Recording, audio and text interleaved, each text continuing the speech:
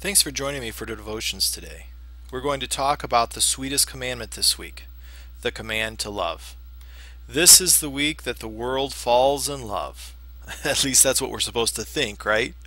The wonderful thing is that love is a characteristic that is most like God, according to 1 John 4:8, which says, "Whoever does not love does not know God, because God is love."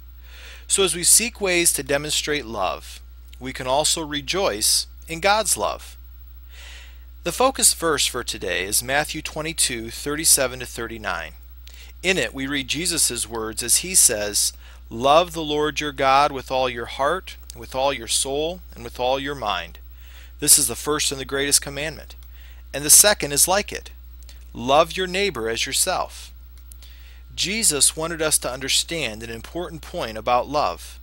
That point is that love simplifies everything. Jesus made it very clear that the foundation for doing everything that God wanted us to do in our life could be summarized by love. Love God and love others. If you seek to do that, then you'll live a life that is pleasing to God. It isn't that complicated. But that's not to say that living for God is easy. Living for God and loving God is very demanding. Love, by its nature, stipulates that it's all or nothing. When you love, there's no room for hatred. Those are opposites. When you love someone, there's no room for selfishness either. The more you love yourself, the more you must love them as well. When you love, there's no room for self-centeredness either.